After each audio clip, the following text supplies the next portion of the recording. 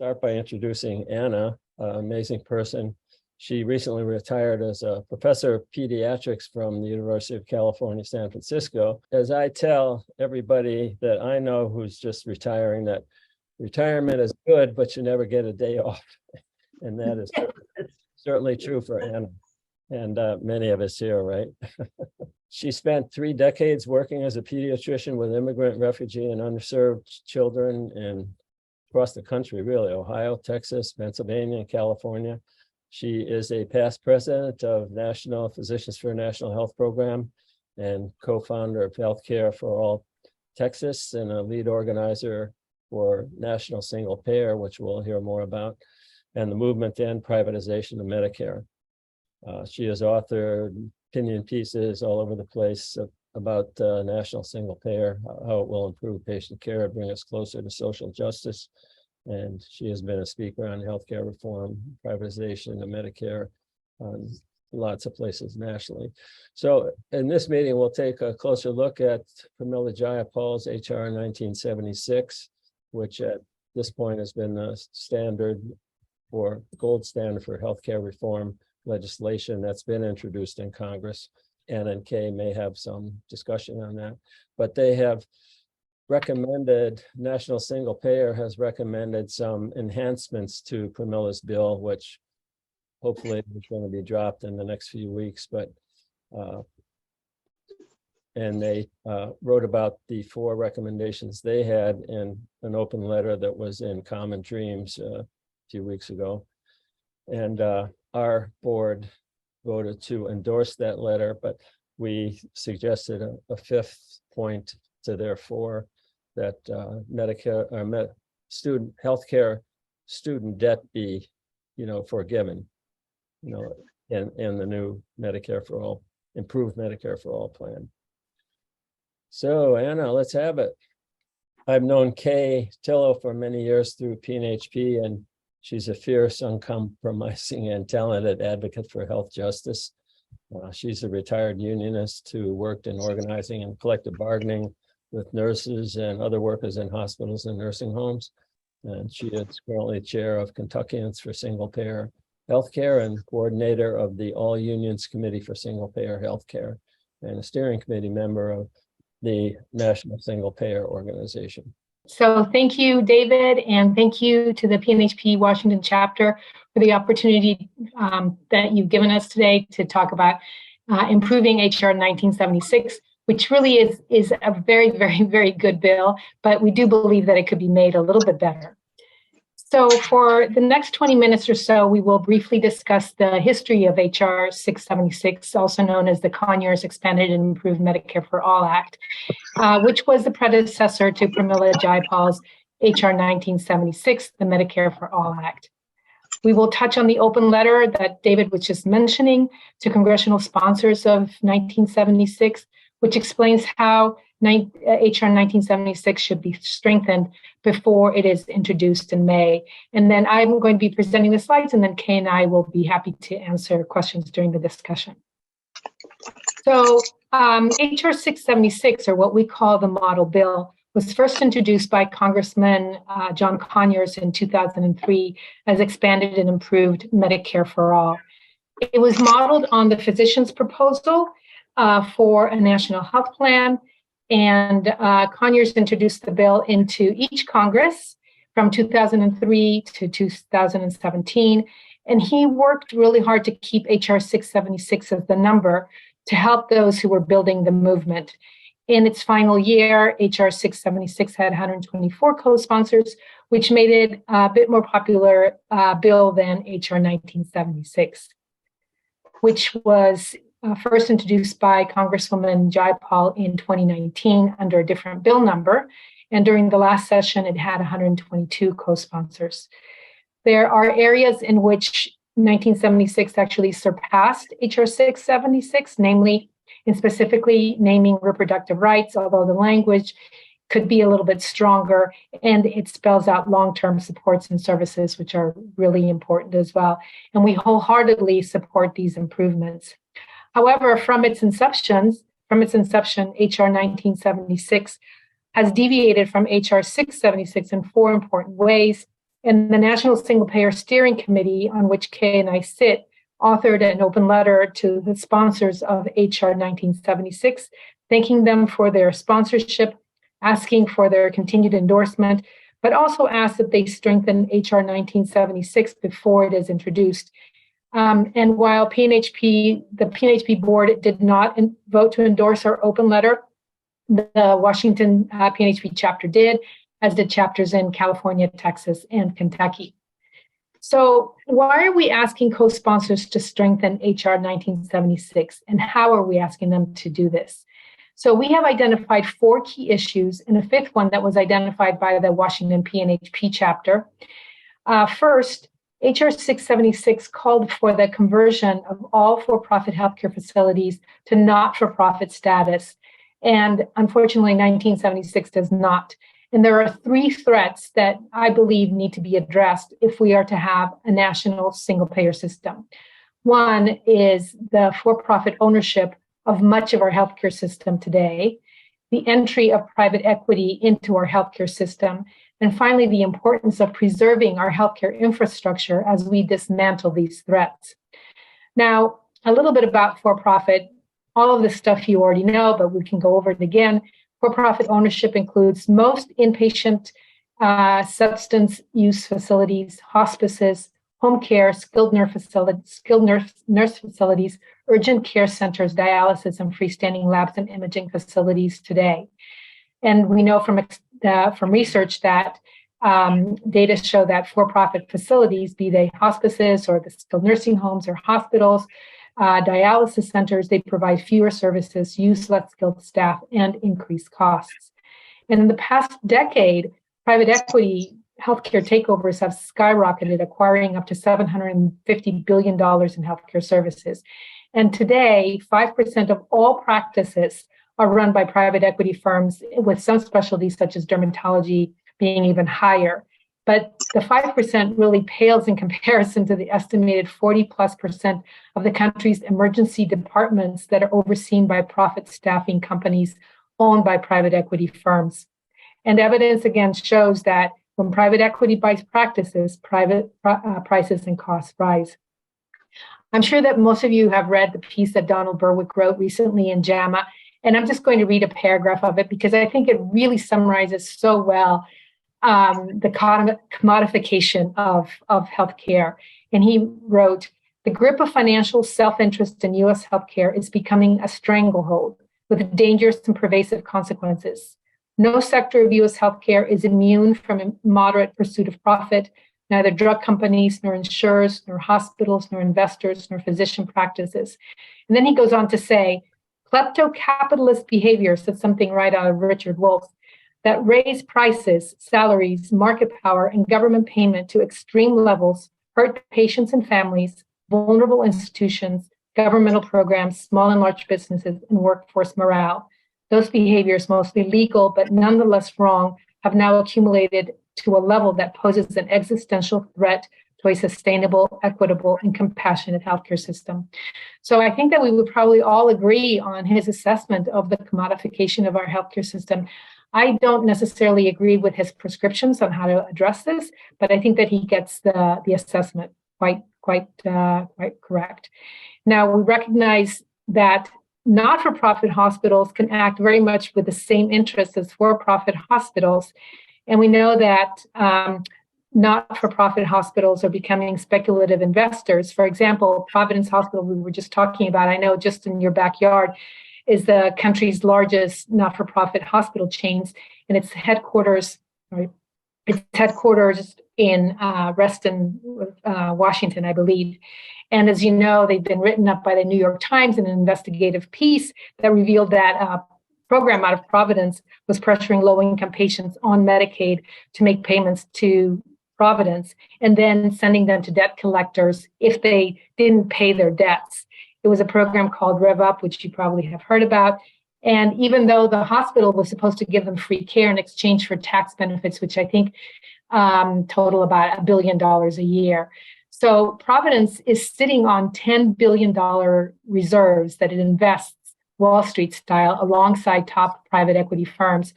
And it even runs its own venture capital fund, I found out. But nevertheless, despite the fact that these not-for-profits are becoming very much like for-profits, it's important that for-profit entities that have infiltrated and taken over our healthcare system be converted to not-for-profit status so that we can preserve the healthcare infrastructure. So, for example, more than 90% of all dialysis centers are owned by virtually two for-profit companies, Fresenius and DaVita. And we obviously need these facilities on day one, when we start our improved Medicare for all system. We can't wait, to scale them up suddenly. And the same goes for skilled nursing homes, hospice, and so forth. So an important point about the conversion. Second, the just transition for displaced workers and mostly clerical workers because of this act is also important to think about. It is estimated that approximately 1.7 million, maybe 2 million individuals will be displaced as a result of this act. And it is critically important, we believe, to gain support of all workers for this act, especially the ones who will be displaced as a result of the act. Now, both bills do include some funding for displaced workers, but HR 676, as we will see, is much more robust. Now, just as an aside, the national health expenditures for 2021 were $4.3 trillion. And Galvani, who published her article a couple of years ago in the Lancet on the savings estimates using the Sanders bill, so not even the gold standard, the HR 1976, using the Sanders bill, feels that about 13% of that single payer would save about 13% of these national health expenditures, which means that under a single payer system, we would need to raise $3.7 trillion using the 2021 numbers. And I want you to remember this number because it will become important in the next few slides. Third, progressive funding. We maintain that a national health program must be paid in an equitable manner. And currently, at the national level, lower income families pay a larger share of their incomes towards healthcare than higher income families, especially when it comes to out-of-pocket costs, premiums, and state and local taxes. So proportionally, they pay much more than higher income families. And this must be turned on its head so that billionaires and corporations pay their fair share. And fourth, we need a 1-year transition period, not a 2-year transition period. It is undeniable that our healthcare system today is quite a bit more complex than when Medicare was introduced in 1965, when 20 million seniors were signed up in 10 months using index cards. But today, the transition to universal clinical care should be feasible in about 12 months. And any delays in transition will result in skyrocketing costs, giving ammunition to our opposition. Any kind of gradual step-by-step process by ages will shred solidarity for the bill, as it leads credence to the false assumption that we can't get to single payer, improved Medicare for all directly, that we have to do this, step by step. And finally, we should avoid any added complexity as we transition to a new system. So the Washington State chapter of PNHP did endorse the open letter, but added a fifth improvement to HR 1976, which was not found, it's not found in 676, and that is the healthcare student loan forgiveness. The median medical student loan debt in 2021, according to the AAMC, is $200,000. And we know that increased student debt is associated with increased risk of mental health illness and substance use disorders, as well as lower scores on exams. It engenders a sense of entitlement to high salaries, and it lowers a sense of altruism. And it ultimately limits diversity as much as the student debt falls disproportionately on underrepresented minorities. And finally, it increases the pressure to enter lucrative fields over primary care. And 2 countries, Canada and UK, have federally funded medical education. And in those countries, more than 50% of their doctors choose to go into primary care. Now, let's compare how HR 676, the original Improved Medicare for All bill, compares with HR 1976 in each of these domains, and why we believe that language needs to change and become stronger or enhanced. I like that word, David.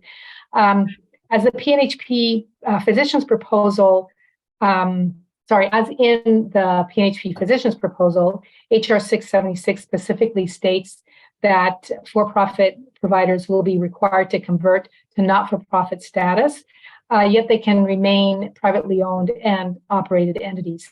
And the owners of such for-profit providers will be compensated for reasonable financial losses incurred as a conversion of this, as a conversion of the status and this is going to take it will happen over a 15-year period through the sale of U.S. Treasury bonds. Now, under HR 1976, unlike the physician's proposal, HR 1976 allows for-profit entities to continue to operate under the new healthcare system. It is hoped that the budgeting process, which does not allow for the commingling of operating costs and capital investments, will eliminate funding streams that could be used for profit, rendering the for-profit status irrelevant. But our concern, and Kay can speak directly to this later, because she knows about this a lot more than I do, is that there will be lawsuits filed questioning the constitutionality of prohibiting these entities from accessing their own profits, specifically under the Fifth Amendment takings clause. So there must be funds available to pay for these for-profit facilities so they don't end up selling it for real estate, as was the case in Hahnemann Hospital in Philadelphia. Now, this won't happen if there is a plan for conversion not for-profits to not-for-profits.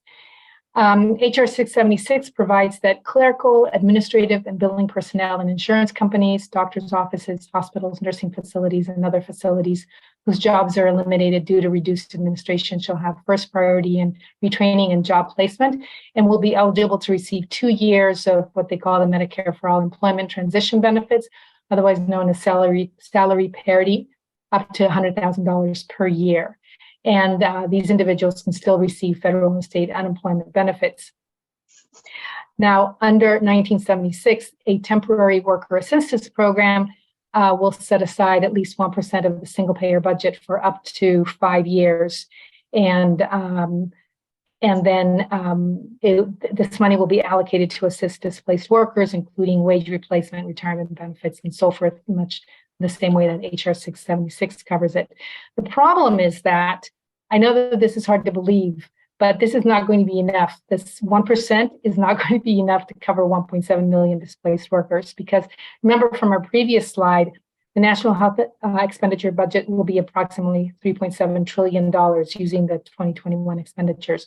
And 1% of 3.7 trillion is 37 billion divided by 1.7 million workers, means that each worker will get about $22,000 per year. And if even more workers are displaced, the dollar amount will go down. This really is just not going to be enough. The Conyers bill has much more protections for workers, and for this reason, we believe that HR 1976 should be changed to include the protections under 676. Now, 676 had specific language for progressive funding using existing federal government revenue, such as Medicare, Medicaid, and CHIP. And it included an increase in personal income taxes on the top 5% income earners.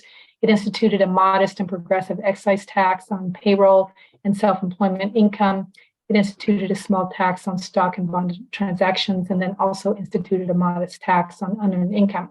Now, I know that this language is still vague, right? It doesn't give you exact numbers, but it does really set the tone for what a fair and equitable funding system would be. Now, HR 1976 really should contain progressive language in the bill. People will rally around a bill that has fair funding over one that remains silent on this topic. And HR 1976 really only mentions taxes in a very, very broad way. And then current federal program receipts, such as Medicare and Medicaid and so forth. And finally, regarding the transition to single payer improved Medicare for all, HR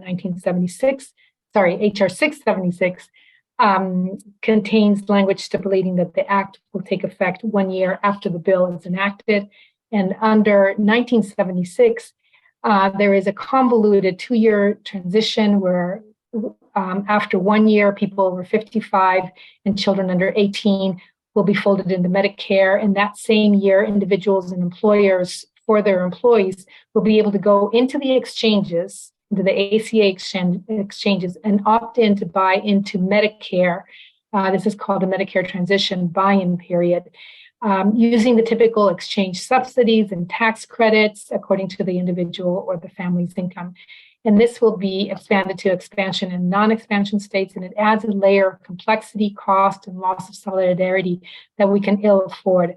The transition can happen directly without any exchanges or subsidies. And after rereading the bill several times, I'm still not convinced that people during that year, I'm pretty convinced that people will still be able to sign up for Medicare Advantage during that 1 year. So I think that for all of these reasons, HR 1976, which is a really, really good bill, can be improved and enhanced and strengthened in several ways. So thank you very much for listening, and Kay and I will be happy to answer your questions now. I can stop sharing here. Well, okay, great. So if anybody wants to raise or ask a question, just raise your hand and the thing down at the bottom. Bill? Anna, how are we looking for loopholes?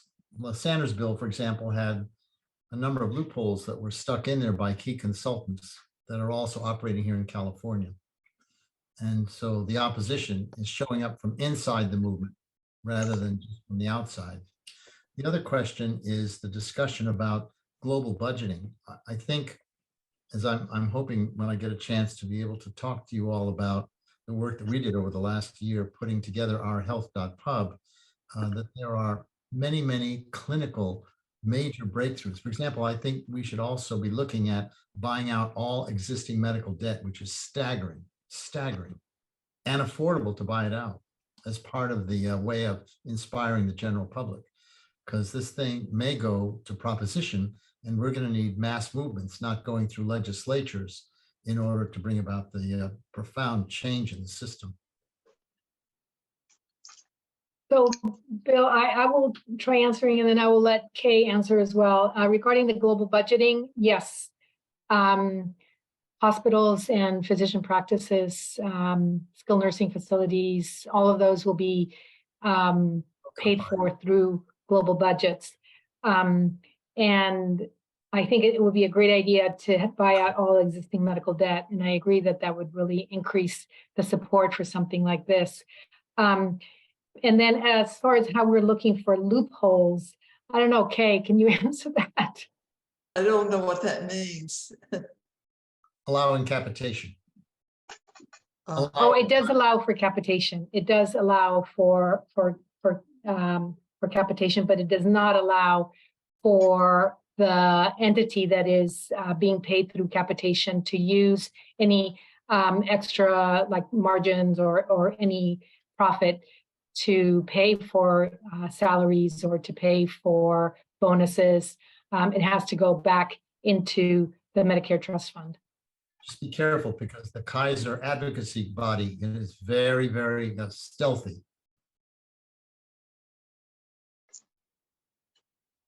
Okay, I'm looking at some questions in the chat that I think you should comment on. Dr. Bronstein has written, many California State University medical centers, which are all nonprofits, do not take Medicaid coverage. And then Dave, so first let's talk about that, and then we'll get to his other comment. It's the point that Anna made about nonprofits acting like for-profits in the way in which they handle their money and impose cruel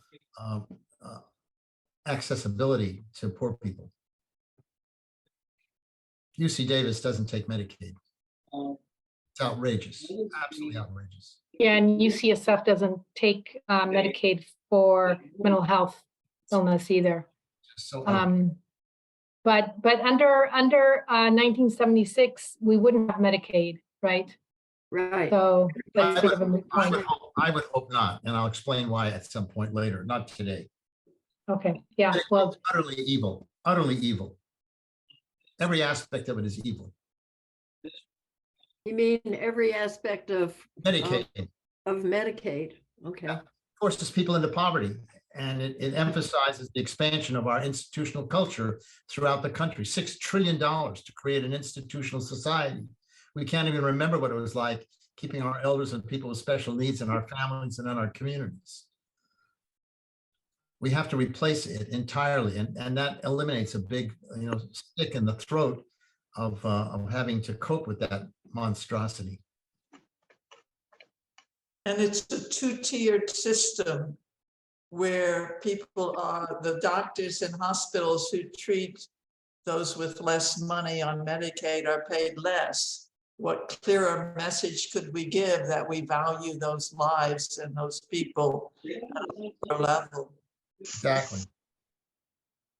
Yes, I remember as a primary care pediatrician. Now I've been retired for 20 years, so this is from a while ago.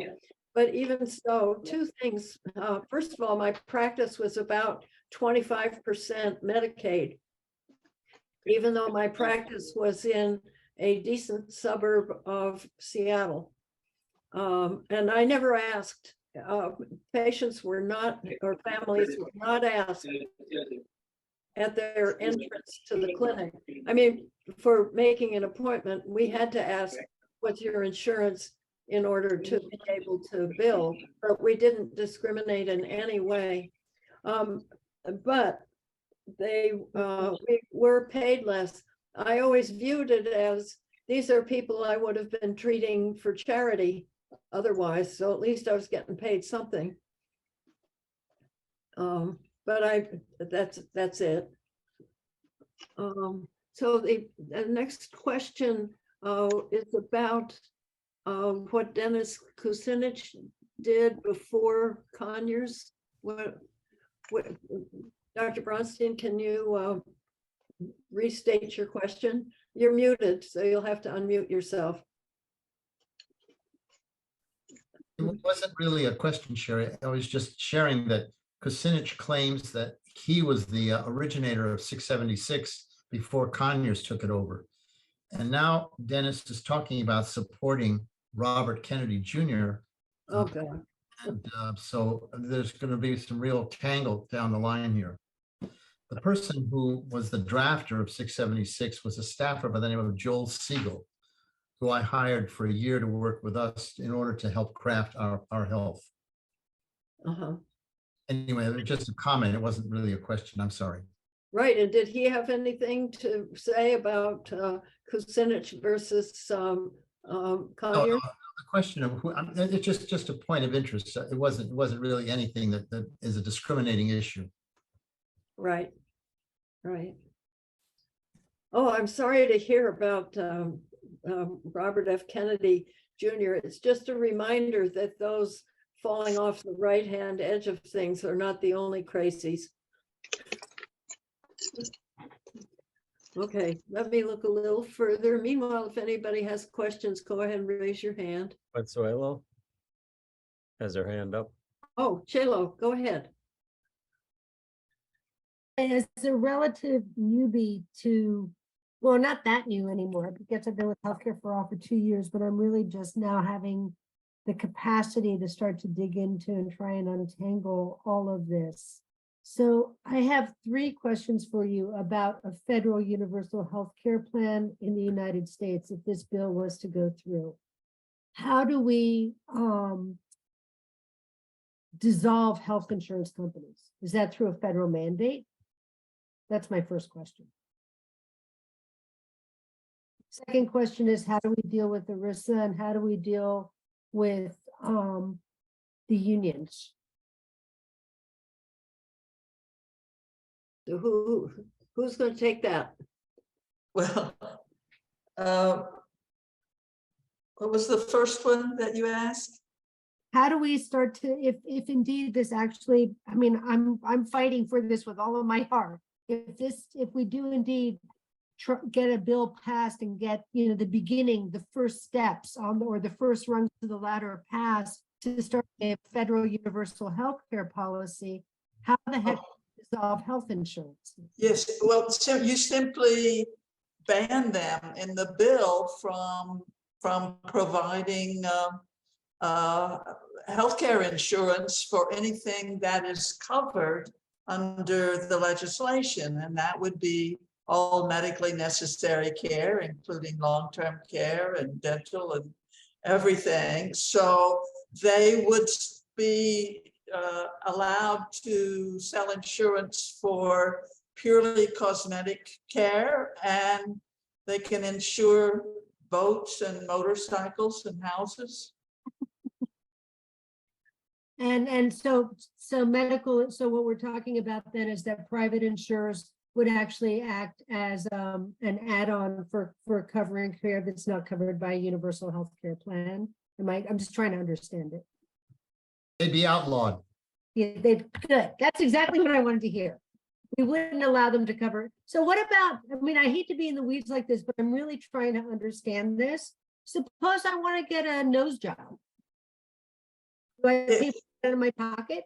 If it was medically necessary, if you had a broken nose that was badly broken or something like that, or disfiguring, it's different than if you just wanted to look more beautiful.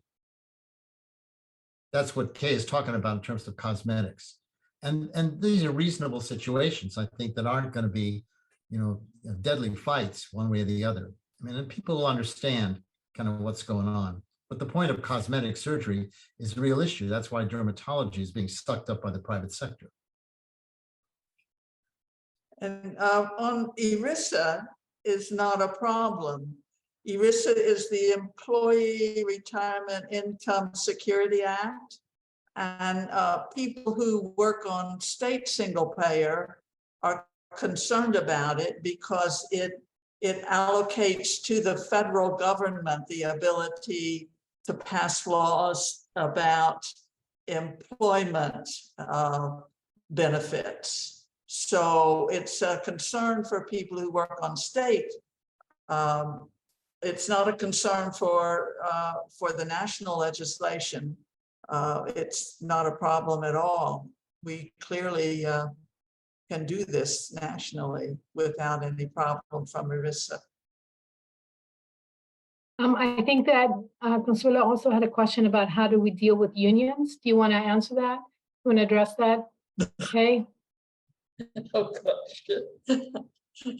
I've been trying to work on that for a couple of decades now. I mean, there's an effort to win the union movement to an energetic support of national single payer, and with some success.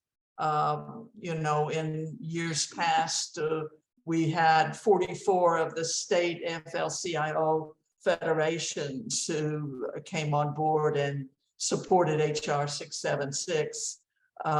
There are some concerns now because there's a fight in New York over Medicare Advantage, and unions are split over that because some of the unions have unfortunately put their members into private Medicare Advantage plans. So there are difficulties, but it's an ongoing battle. And I do believe that we have the majority of trade unionists who are in favor of national single payer, and they do not as energetically work on it as we would like for them to. Okay. I mean, ideally, if we had a national health system, unions would be able to go to the bargaining table to bargain over jobs and conditions of jobs rather than to bargain over healthcare. You would think, right?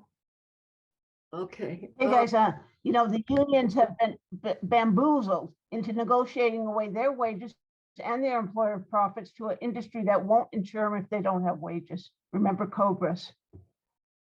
Yeah, one of the big advantages for unions is that it's a big handle that employers have over the bargaining, because any lockout or strike, the employer can cut off the healthcare benefits. Believe me, it's a huge problem when people get that letter that your health insurance disappears as of such and such a date. And so it would allow, a national single payer would allow more freedom for unions to function free of that employer control. And I think that employer control over workers, because they control the health benefits, is one of the reasons why the employers don't battle on our side for single payer.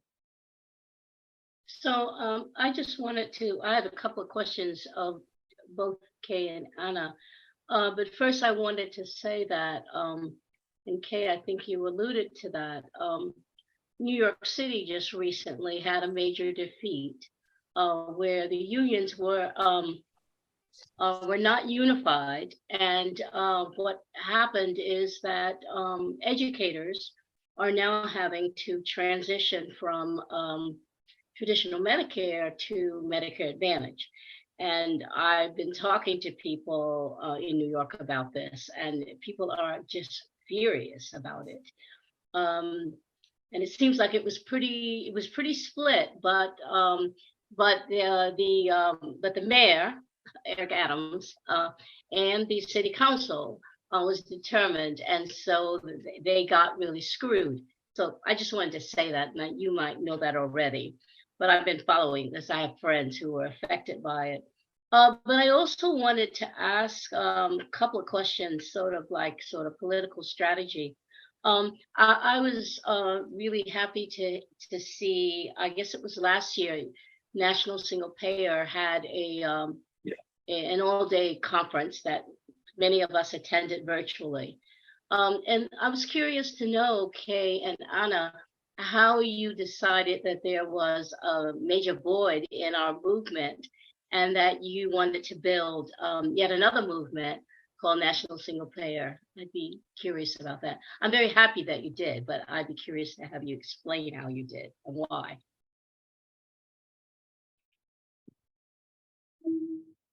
Go ahead, Kay. I thought, I'll fill in, but you go. okay, well, I'll start with the New York thing. I'm not a New Yorker and I don't know all of the details, but what I have heard is that the two biggest unions, the teachers and I think District Council 37 of AFSCME, were the ones who wanted to make their retirees go into Medicare Advantage, and many of the other unions opposed it. So it's certainly not all of them who are guilty of that problem. The other thing that I have heard is that the fight continues, and the group that is working against it is proceeding with some legal challenges to it. So I don't know whether that has a good chance, or I'm not certain, but I know they're continuing to build the movement, and they're in touch with the people in Delaware. And in the past, they did win some legal battles. So the fight goes on. What was the other one? Why did we do National Single Payer? Yeah. I guess because that, I can answer for me personally. I've been involved in this for a long time, and I became persuaded that it had to be done on a national basis. I think the barriers to a state doing it are so great as to condemn us to failure. And I could go into those if you wanted, but I think that building the national movement is the key, and that we really need it for everybody, and it's past due, and that we wanted to strengthen that effort. Yeah, I just want to say that I wasn't trying to imply, I don't support the state efforts at all. I totally agree with you. And I like that at the end of your statement of your sort of raison d'etre, you say that you're against state plans. So that wasn't really the gist of my question. It was more there are groups out here, particularly like PNHP National, that's about to celebrate 35 years of existence. But it seems like you decided that we needed an augmentation of that advocacy, and thus national single payer. Am I right about that? I think so. I think so. And thank you for the plug. Yes, you know, it was 2020 and we suddenly had a majority in, well, we had the executive, a Democrat in the executive office. We had majority in the Senate and in Congress, in the House of Representatives, and nobody wanted to talk about Medicare for all. It was sort of striking that suddenly we were all told, okay, well, we're never, you know, President Biden is never going to sign anything. So the only thing that we can do right now is go back to the states and try to push a state bill. And I think what it did is that, to me, it just highlighted the fact that there really was not a huge national movement for national single payer. It was really missing. And just as you said, that there's a major void in the movement because we could not rally our constituents and say, well, wait a minute, this is what Democrats have been talking about all along. Why isn't anything moving? And so I think that that's what we're trying to address, is that major void.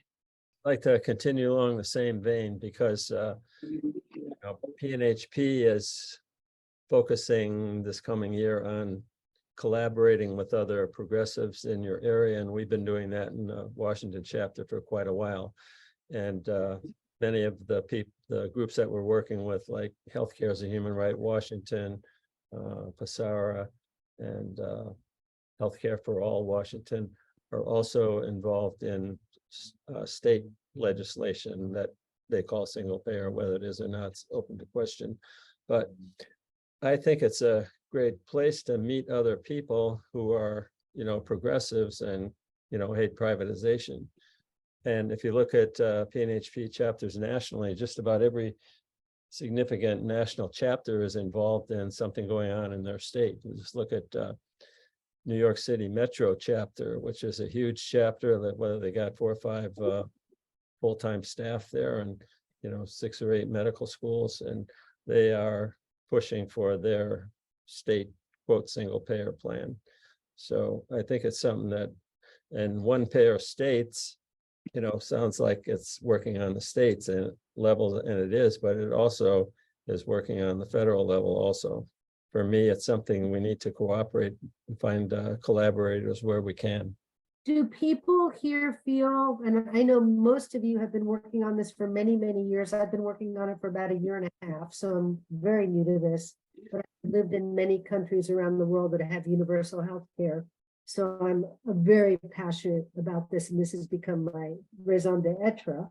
Do you think that state movements focusing and bringing bills on to promote a single payer on a state level basis is a way to build advocacy, to raise awareness, to network around a national? Is it a useful tool to use to build national awareness?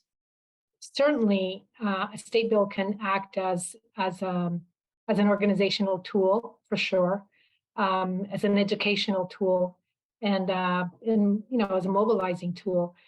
But the problem is that if you deep down believe that there are just so many barriers to the state bill actually getting passed, what you keep doing is going back again and again and again to your activists, saying, okay, well, this time we're going to get it right, or this time we're going to do it. And it just will end up breeding sort of cynicism in your constituencies.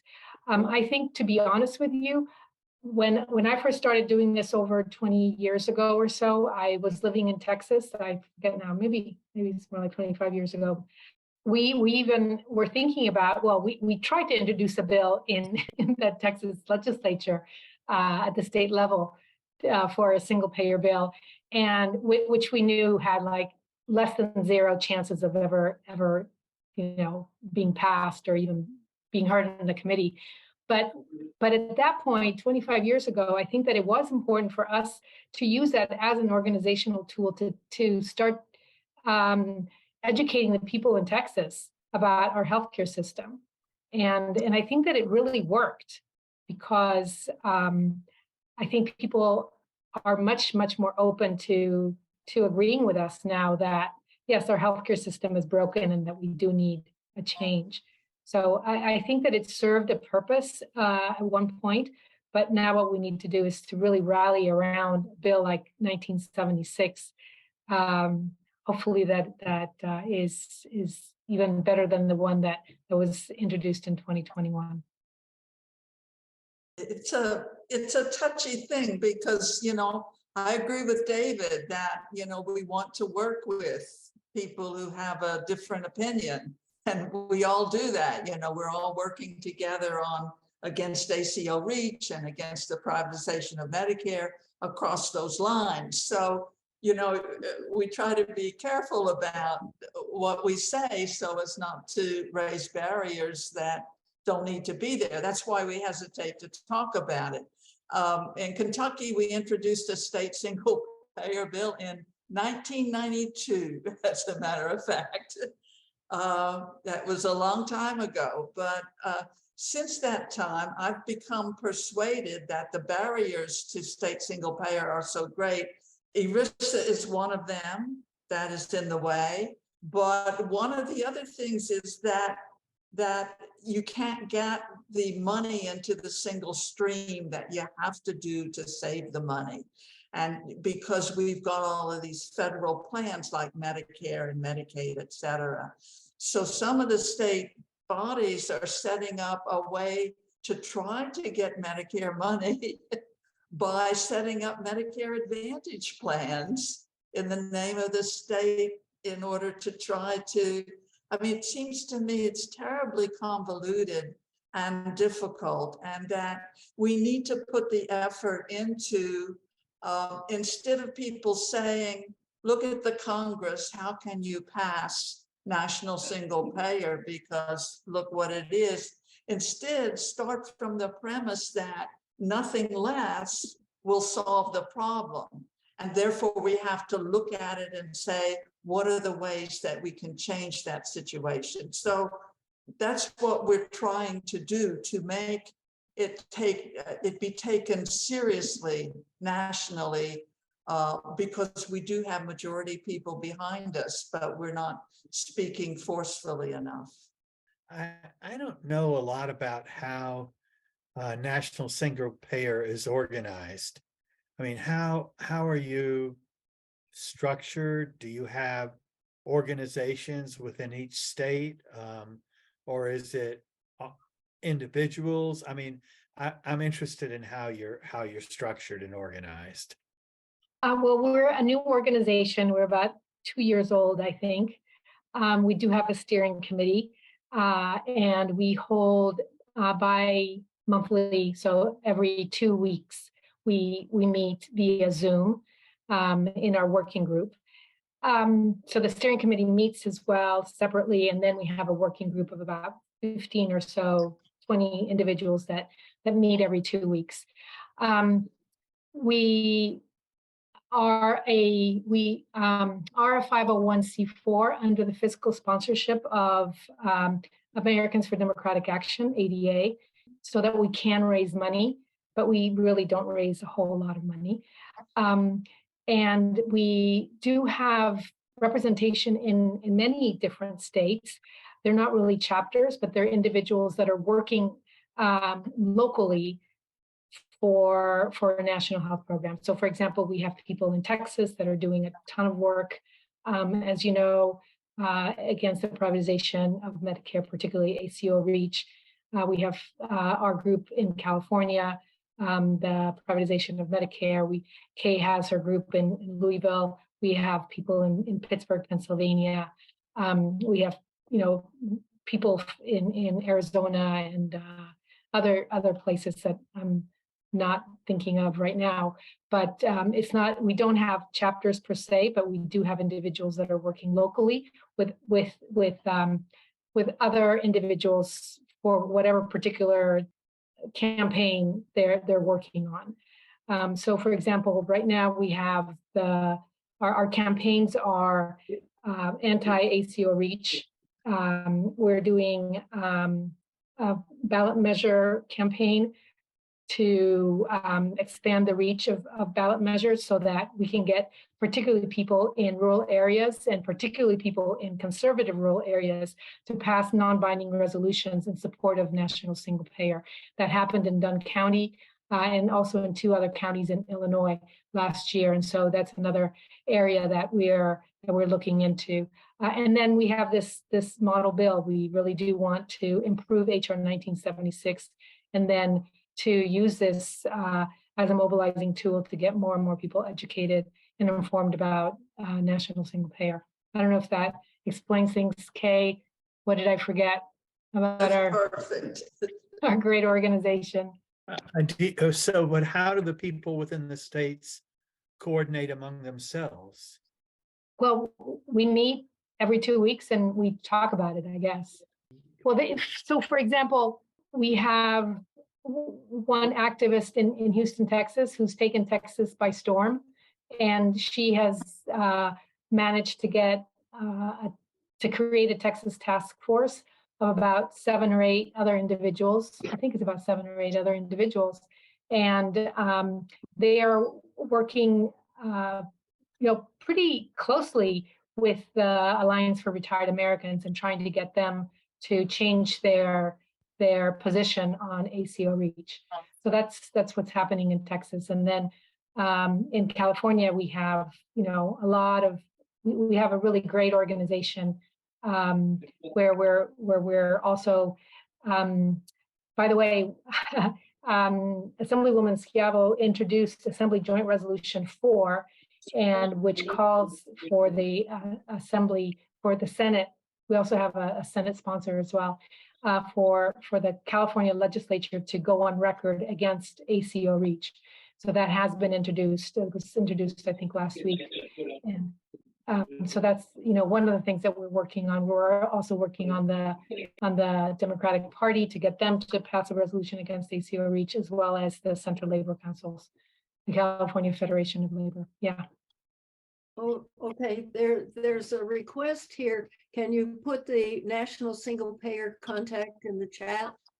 Yeah, I can do that. I can give you our email and our website.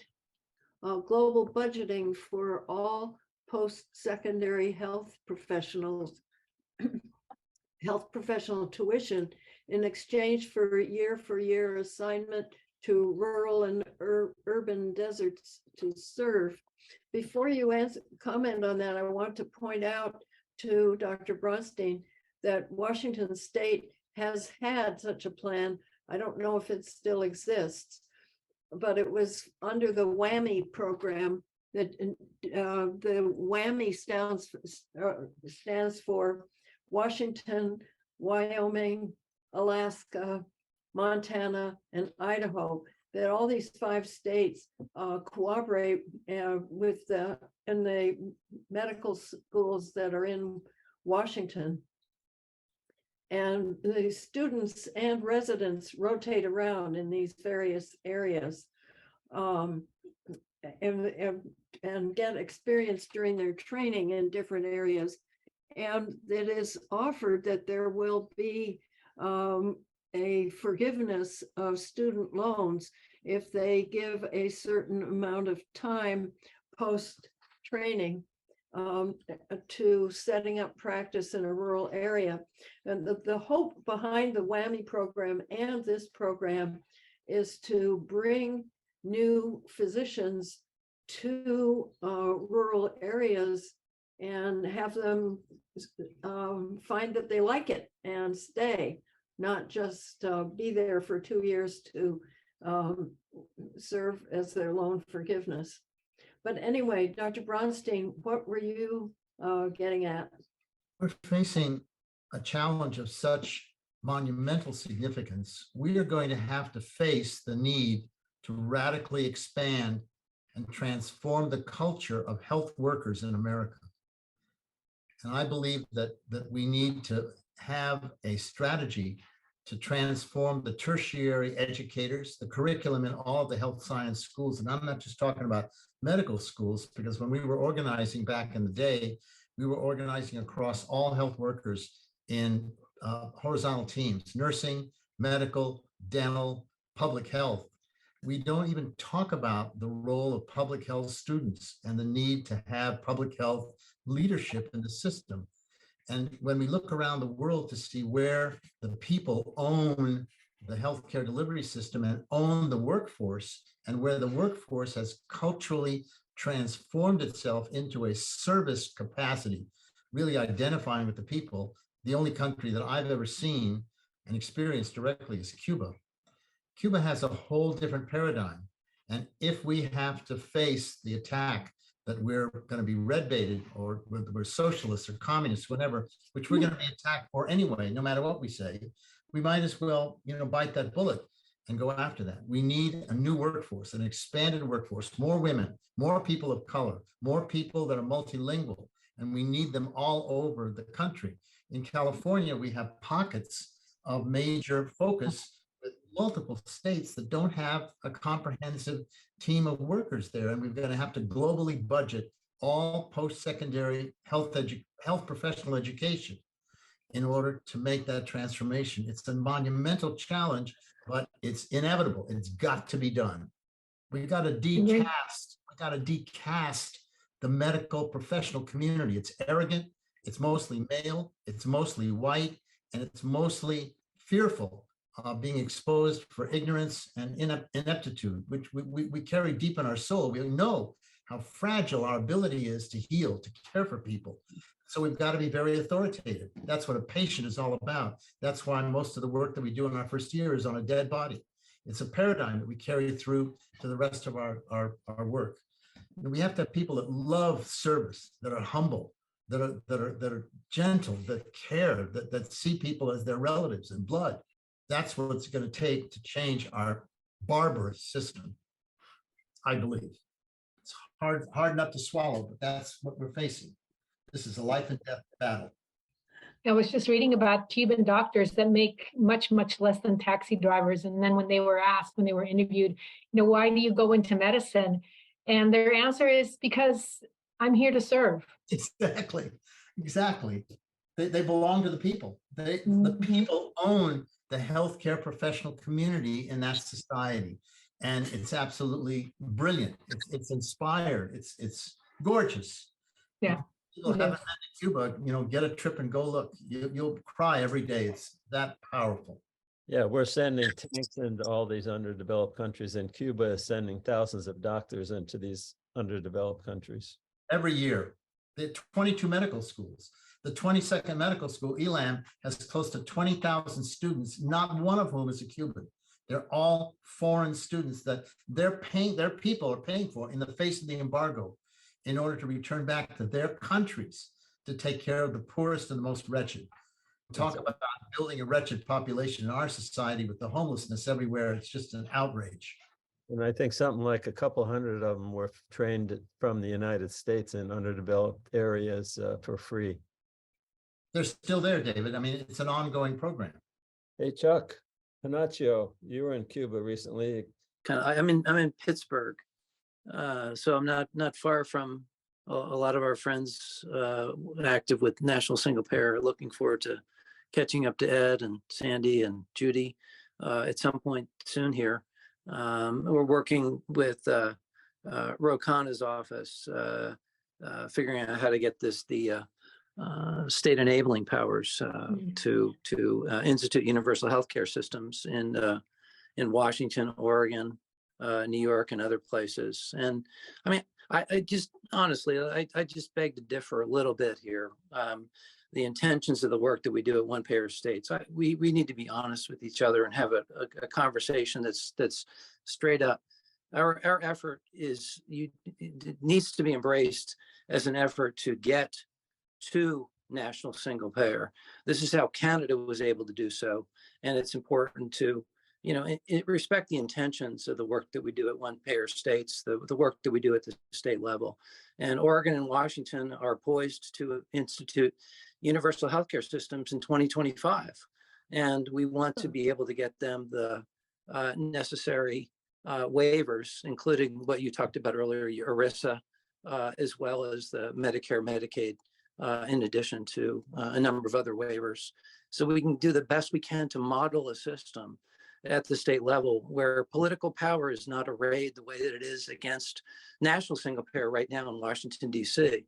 And it's important to note that Pramila Jayapal was the author of the state-based universal healthcare bill before Ro Khanna for a reason that she is very proud.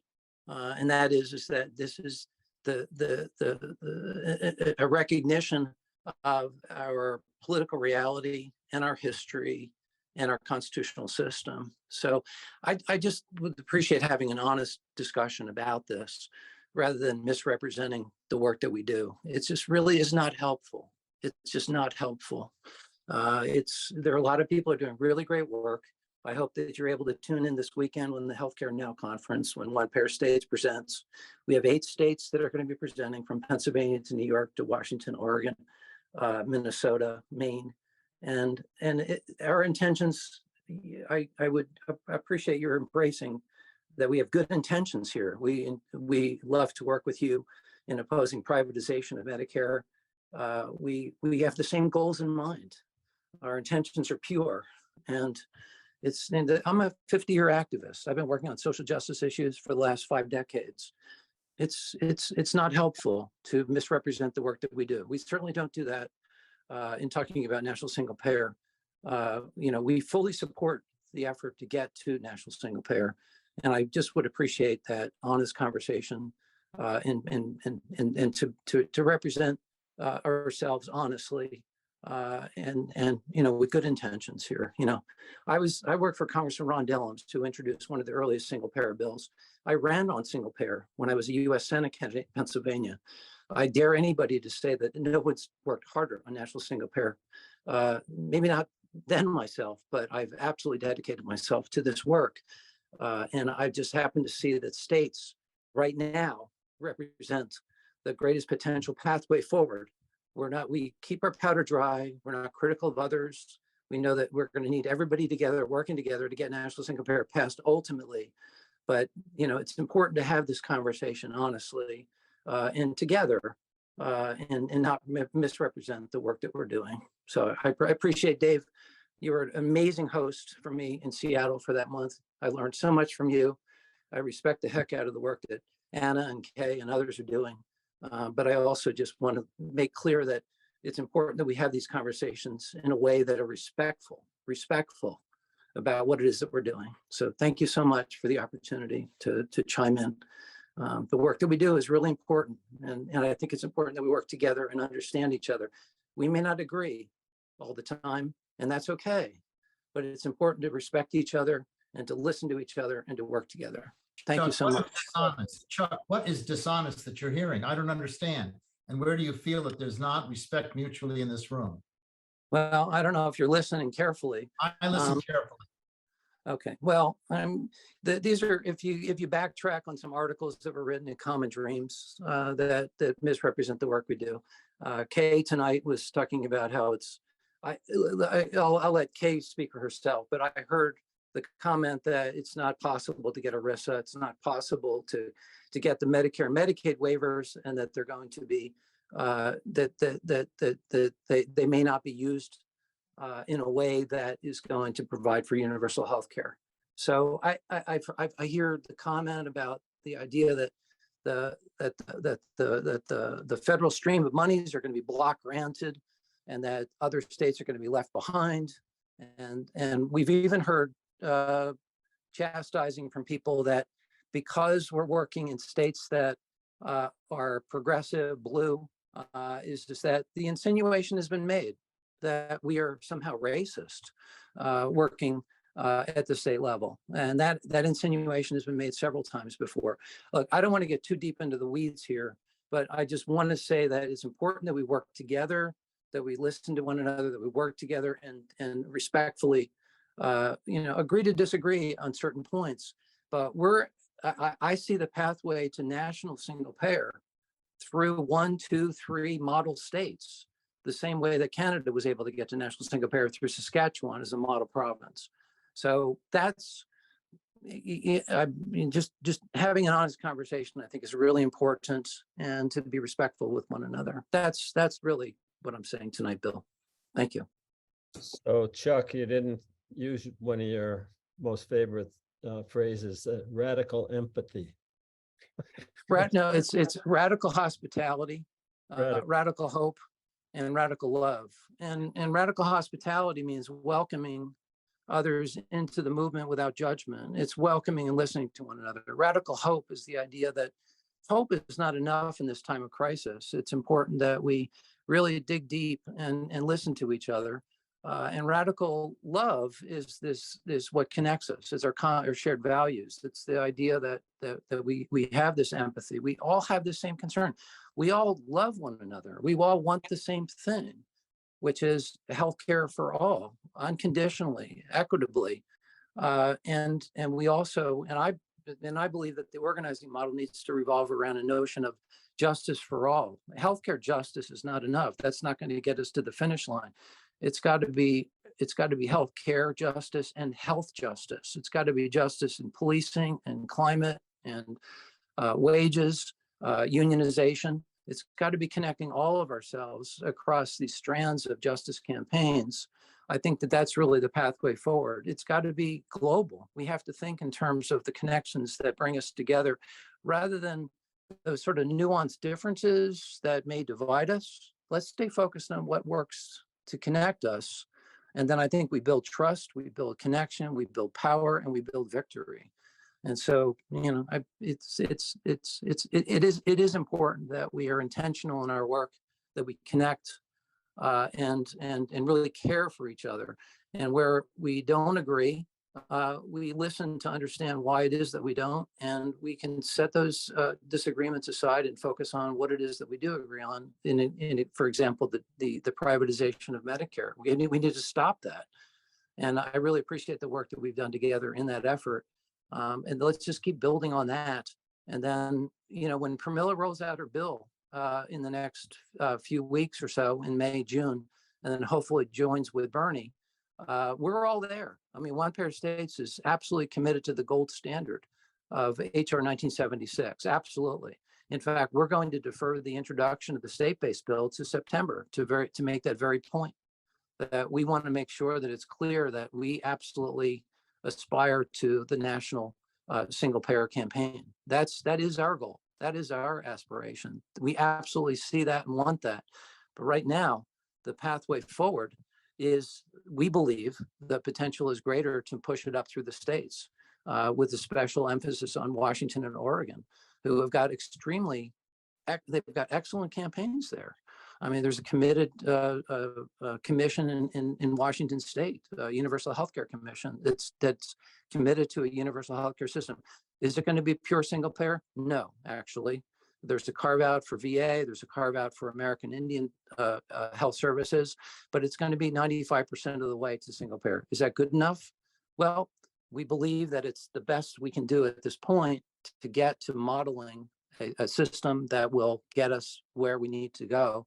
And so on the margins, we may disagree, we may see tactics differently, but the strategy is ultimately the same, and that's to achieve a national single payer system. That's our goal. That's so we agree on that 100%. Question is, how do we get there?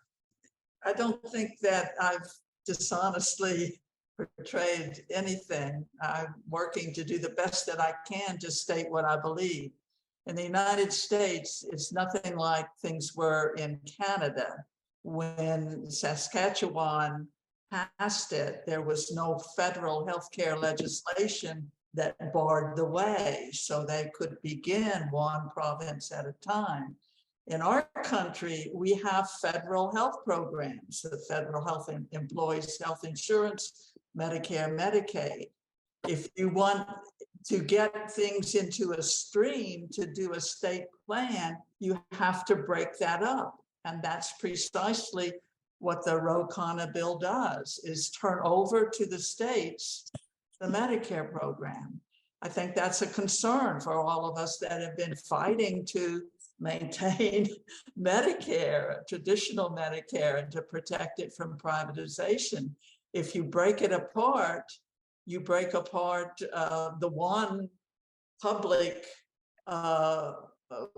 basically single payer program that we're trying to use as a basis for winning it within the nation. The other problem is that there are many problems, but another problem is that states have to balance their budgets, which means that on the state level, unlike the national level, you're going to be fighting with those who want education and other kinds of things. So it's a disagreement on what will get us there. And I think that's an honest disagreement, and people ought to be able to say it without being accused of being detrimental to the movement.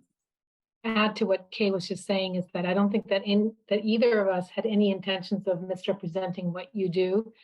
Regarding the Ro Khanna bill, I think it's really interesting. Kay and I did write an article. I don't know whether it was published in Common Dreams or some other journal, but when you read the Ro Khanna bill that talks about taking all those funding streams and giving that to the states or to regions in the United States, the word single payer is never once mentioned in that bill. Maybe I'm wrong, but I've gone through that bill. It's not very long, several times, and I've never really read the word single payer. So I think that the word is universal health care, and that could be a combination of the ACA, of the exchanges, of the Medicare buy-in. It could be, more subsidies to private health insurance companies, but not necessarily all single payer. Yeah, 100%, Anna. The term single payer is a term that comes out of PNHP specifically. It's not a term that's used in the policy world.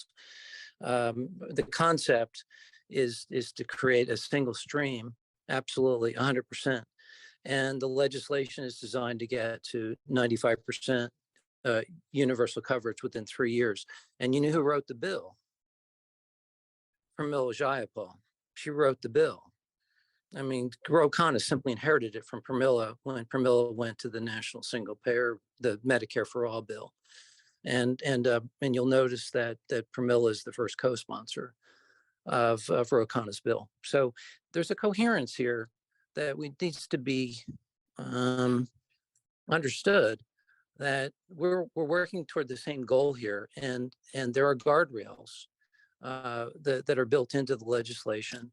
The states cannot, as has been insinuated, block grants or just grab the money and use it as they choose. The money has got to be dedicated if those federal waivers are accepted, and then the ERISA legislation, which keeps the states from a court fight from the self-insuring companies. I think it would be helpful to sit down and have a concentrated conversation about this and really tease this out and have this done in a constructive way. I think it's really important. I'd be happy to do that. Yeah, maybe not take more time here, but definitely we should. But it does start with radical hospitality. It does start with radical hope, and it does start with radical love. I dearly love you. I just want you to know that. I really care. I care for you, and the work that you're doing, I respect it eternally. And if there's any question as to our intentions here, I hope that we can set those aside after tonight and then just figure out a way to really understand each other better and intentionally going forward, because we're all dedicated ultimately to the same purpose. We just need to understand each other better. I think that's it. Thank you. Okay, thank you. I was talking yesterday with a fellow by the name of Michael Fine, who was the public health director for the state of Rhode Island. Michael's a brilliant writer. He wrote The Doctor's Revolt, and he has some short stories, but he's just written another book called Medicine as Colonialism. And Nice. I know that reading is one of the burdens of our work, because we're constantly having to take in so many insights and analyses. But I really trust Michael. He's not a single payer advocate. He really loves the medical quality federal clinics. And this book, Medicine as Colonialism, kind of deals with that. And he believes fiercely that we need to massively expand the primary care physician community before we go to really transforming the system. And I argued with him and I said to him, look, there's no way that we can change who gets trained, how many people get trained, and how they get trained unless we have some kind of control over the model, over the ethical foundation of the system. But there's another book. So that's a book that I would urge you to look at. Medicine is Colonialism by Michael Fine. And his short story books you'll love. You put them in the bathroom and just read these short stories. They're fabulous. The other new book is a book by the name of a guy named Stephen Bezruchka, Bezru. Oh, yeah. Right? And the book is called Inequality Kills Us All. And Stephen's notion is that we've been spending our time looking at the delivery system or not looking at the delivery system, but not looking at health as opposed to healthcare, and how not understanding the goal, and that is to expand our life age limits and our health limits in the system, is really a powerful reminder of what we're all about. And so I would just urge people to be patient and read. I mean, have a book or two books. I know you all do anyway, but this stuff that's coming out now is just pouring out brilliant, brilliant analysis and ideas and thinking about this thing, which is really extraordinary. Thank you. Thank you for the recommendations. Can I just say that Stephen was he wasn't on my committee because he wasn't exactly interested in what my thesis was on, but he is incredible. Yeah. He is 100, he's like, and also another amazing book in terms of equity and ways to think about health is The Spirit Level, which was done by two British epidemiologists that took various measures of health, including not only the absence of disease, as we know the WHO talks about, trust, well-being, connectedness. It's an excellent book. It came out, I think it must have come out in, let's say I graduated in 2014, so it probably came out in like 2011 or something like that. It's called The Spirit Level, as in not in spirit as in woozy, spirit as in a level for construction level. If you really want to follow through with Chuck's challenge to get real, the book to read is called Health Communism, written by a young blind woman by the name of Beatrice Adler Bolton, produced by Verso Press in London. Health Communism. It's one of the most profoundly moving books I've read since I've been in this movement for 40, 50 years. I mean, she really nails it down. And after you read it, you really have to think about what we're all about. I mean, it's brilliant, and it should be a major guide for us, an encouragement for all of us. Health Communism. I agree. It's a great book. It's a great book. It just takes a really long time to read. It's not a big book. It's a little tiny book, but it's very, very articulate. And she uses new language. I mean, she uses very powerful language, and she speaks. She's got all sorts of websites that she's got and podcasts that she does, and it's worth inviting her to speak to us. I mean, I think it would be very wonderful. Well, I just borrowed it from the public library. Thank you. Terrific, Mindy. Great. Dr. Bronston, can you please put the name of the book in the chat? I missed it. Yes, it's simple. Health Communism. Health Communism. Okay, got it. The woman's last name is Bolton. Excuse me. Yes. Bolton, Adler Bolton is her last name. What was the name of the first? We got to be respectful for Kay. Oh, there you go, Anna. Look at you, girl. You got it. And it's got placeholders. I mean, it's so powerful. Every page is just amazing. I can only take it 3 or 4 pages at a time because it's so profound. I mean, it's just amazing. I mean, my book, Public Hostage, Public Ransom, Ending Institutional America, is the application of one of her chapters in real life. You know, she talks about the theory of surplus population, and she says categorically that there is no possible way to have universal quality health care and capitalism at the same time. They are impossible to have at the same time, and that's a little bit sobering to have to deal with that, you know, insight. Read the book. It'll blow you away, you know. And have a look at my book. My book's got a lot of pictures in it. They're horrible, but there's a lot of pictures in it.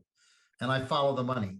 You know, I show categorically that Medicaid is pure evil, pure evil. You know, it forces What is the title of your book? public hostage, public ransom, ending institutional America. It's a story of the organization of the federal class action lawsuit for crimes against humanity against the governor in the state of New York for administering the American concentration camp called Willowbrook State School. 6,000 broken people there to die, and the state was just taking Medicaid money hand over fist in order to run their black Cadillacs and their, it was just evil, evil, evil. You'll see, you'll see. Okay, we gotta be respectful for Kay. She needs her sleep to rejuvenate her muscles. Yes. She's 3 hours later than us. Well, this has been a really wonderful meeting. So it's going to be on YouTube in a couple of days, and I'll try to put all the links onto YouTube so you can follow up there. Does anybody have any good of the order events that they want to mention?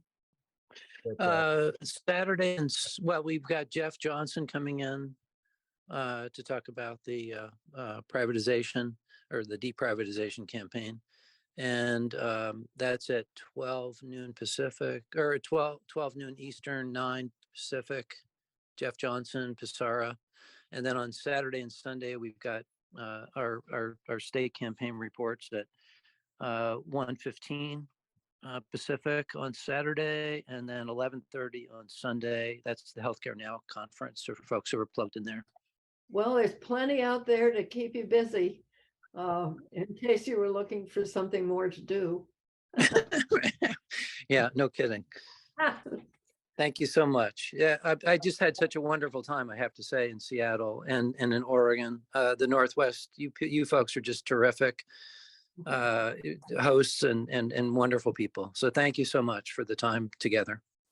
Well, and thank you for joining us tonight. Yeah, I want to stay plugged in. We're planning to do something in mid-July in the Seattle area. I mean, Dave will fill you in as things proceed, but we'd like to do kind of a follow-up meeting of like-minded folks to share best practices, what we can learn from each other, and then take that nationally. Thank you.